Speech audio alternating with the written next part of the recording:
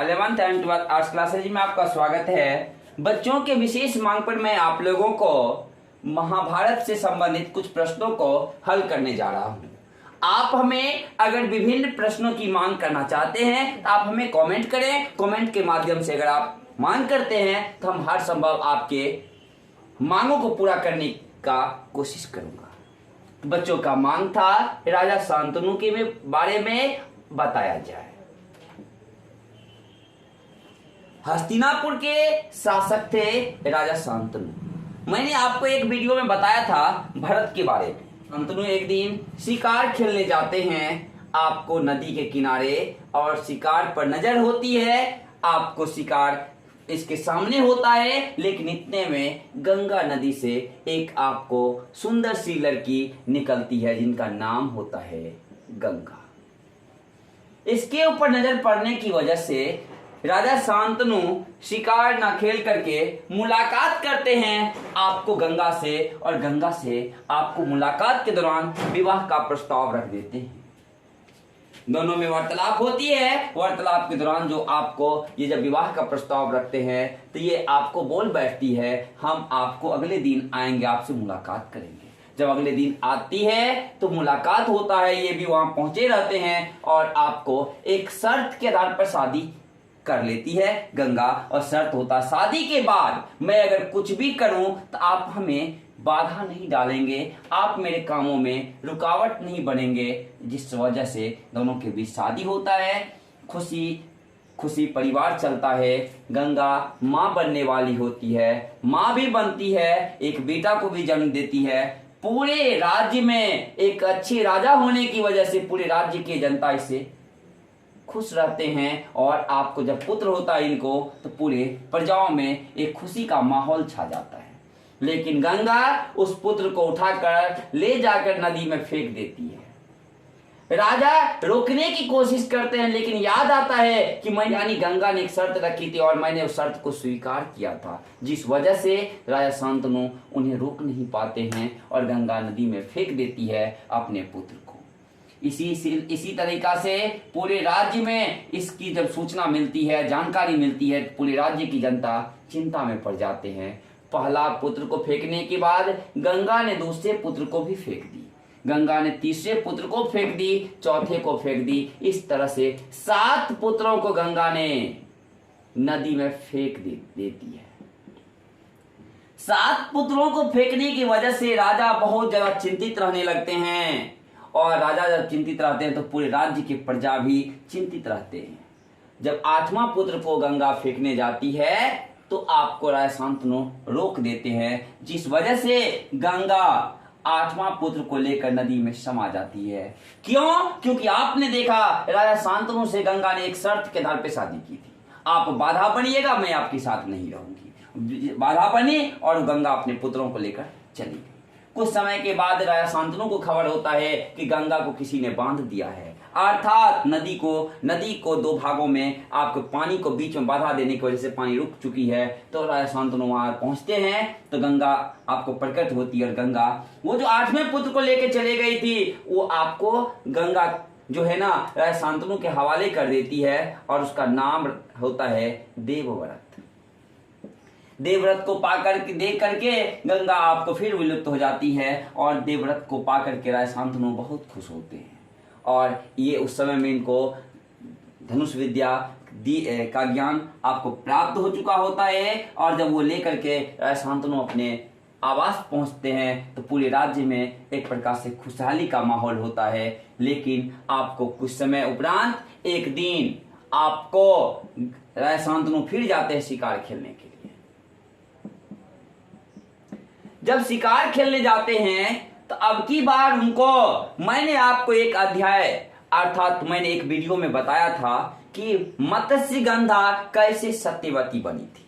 आप मेरा उस वीडियो को भी देखेंगे तो आपको अच्छे तरीके से समझ में आएगा कि आखिर सत्यवती थी कौन।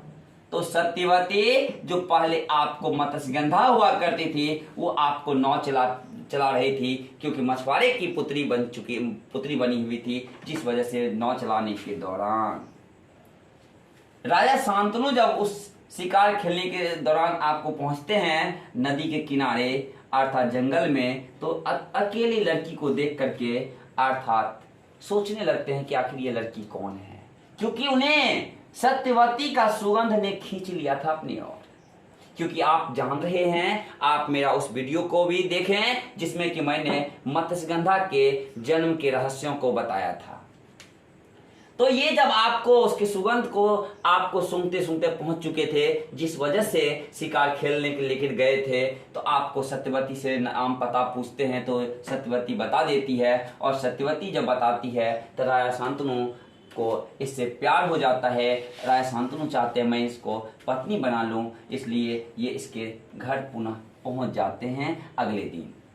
तो आपको सत्यवती के पिता भी आपको कहते हैं कि मुझे आपका ही इंतजार था। आप हमें कमेंट के माध्यम से बताएं कि आपको ये जो निषाद पुत्री अर्थात एक मछुआरे की पुत्री रहती,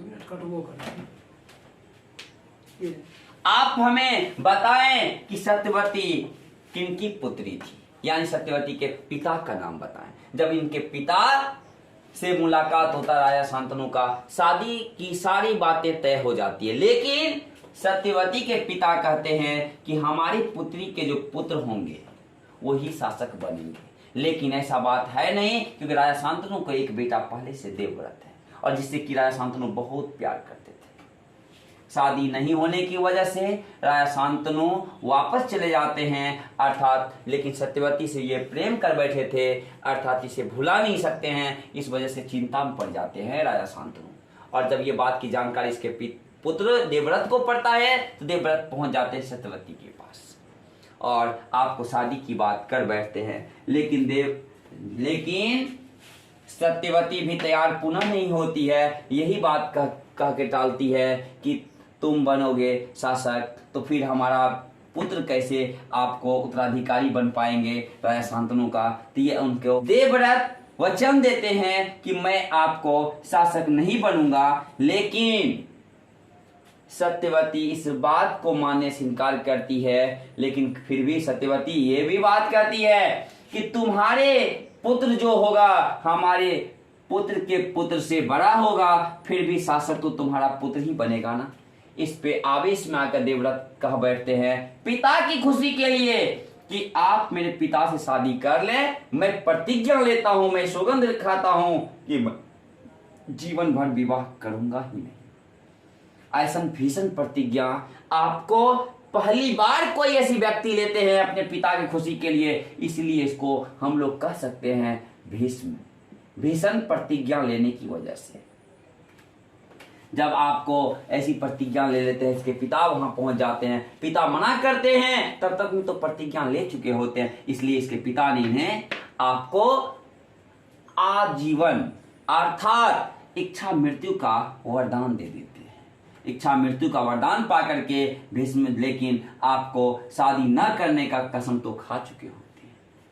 इतने में राजा शांतनु का विवाह सत्यवती से होता है। सत्यवती 2 पुत्रों को जन्म देती है, एक बड़े पुत्र चित्रांगद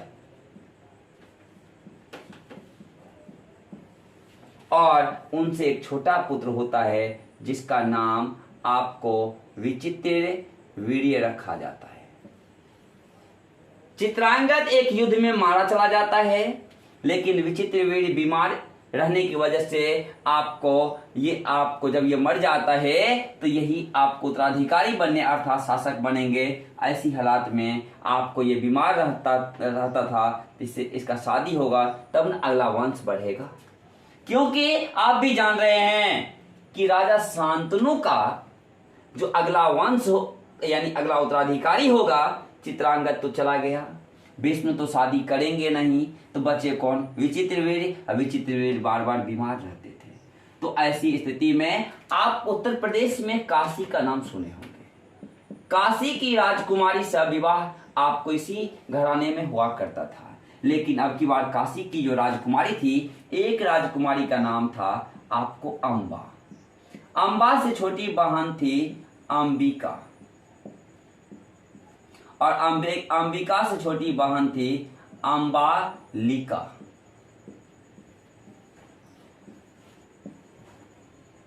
तीनों का विवाह अर्थात होने वाला था। स्वयंवर रची जा चुकी थी, सारे राजाओं और महाराजाओं को खबर दी गई थी, सब आपको पहुंचे थे, लेकिन राजा शांतनु के परिवार में अर्थात हस्तिनापुर में खबर ना देने की वजह से भीष्म ज्यादा क्रोधित हो चुके थे और भीष्म इसके दरबार में पहुंच जाते हैं मां सत्यवती से आशीर्वाद लेकर के। उसके दरबार में, काशी के दरबार में जितने भी राजा महाराजा रहते हैं, सारे ने हंसी अर्थात मजाक उड़ा दिया भीष्म का कि एक प्रतिज्ञाबद्ध व्यक्ति आग पहुंचा है शादी करने के लिए। लेकिन भीष्म कहते हैं मैं विचित्र वीर का प्रतिनिधित्व कर रहा हूं, इसलिए मैं तीनों राजकुमारियों को ले जाने आया हूं। सारे राजकुमार अर्थात रोकने की कोशिश वाली शब्द बोलते हैं, लेकिन भीष्म के सामने कोई नहीं टिक पाने की वजह से अर्थात कोई ना रोक पाते हैं, जिस वजह से तीनों का अपहरण करके लेके चले आते हैं भीष्म। जब लेके आ रहे होते हैं ना, तो अम्बा जिससे प्यार करती थी, अर्थात आप हमें कमेंट के माध्यम से बताएं कि अम्बा किससे प्यार करती थी और कौन भीष्म के आपको रास्ते में रुकावट बने थे। लेकिन ना अम्बा बोल पाई, ना वो व्यक्ति बोल पाया। अर्थात तीनों को लेकर के जब आते हैं आपको सत्यवती के पास, तो सत्यवती तीनों का विवाह कराने की कोशिश करते हैं ये बीमार व्यक्ति विचित्र वीर्य से। लेकिन अम्बा कह बैठती है भीष्म को ना कहकर सत्यवती को कि हम जो है ना आपको किसी और से प्यार करते हैं, उसको अपना पति मान चुके हैं, तो आपको ये भी एक औरत और ये भी एक लड़की, एक आपको दूसरे का दर्द समझ रही है, जिस वजह से सत्यवती ने भीष्म को आदेश दी कि ये किसी और से प्रेम करती है तो इसको वहां भेज दिया जाए। तो रथ सजा करके अम्बा को भेज दिया जाता है। अंबिका और अंबालिका का विवाह विचित्र वीर्य से हो जाता है, लेकिन शादी के कुछ समय बाद ही विचित्र वीर्य का देहांत हो जाता है। अर्थात न अंबिका और न अंबालिका दोनों में से कोई गर्भवती नहीं होती है। इससे स्पष्ट होता है कि इसका वंश समाप्त हो गया। तब जाकर के सत्यवती कहती है भीष्म को तुम दोनों से शादी कर लो, लेकिन भीष्म कहते हैं मैं प्रतिज्ञाबद्ध हूं, मैं शादी कैसे कर सकता हूं। इसलिए वो मना कर देते हैं अपनी मां सत्यवती को। तो सत्यवती कहती है कि तुम जाओ महाभारत के रचयिता वेद व्यास के पास। जब वेद व्यास के पास भीष्म पहुंचते हैं बुलाने के लिए, तो वेद व्यास कहते हैं कि तुम्हारी अपनी मां नहीं थी ना सत्यवती, जिस वजह से तुमने शादी अंबिका और अंबालिका से नहीं किया, लेकिन वो मेरी अपनी मां है, इसलिए मैं तो अवश्य जाऊंगा। तो अचंभित हो जाते हैं देवव्रत कि ये कैसे आपकी मां हो सकती है।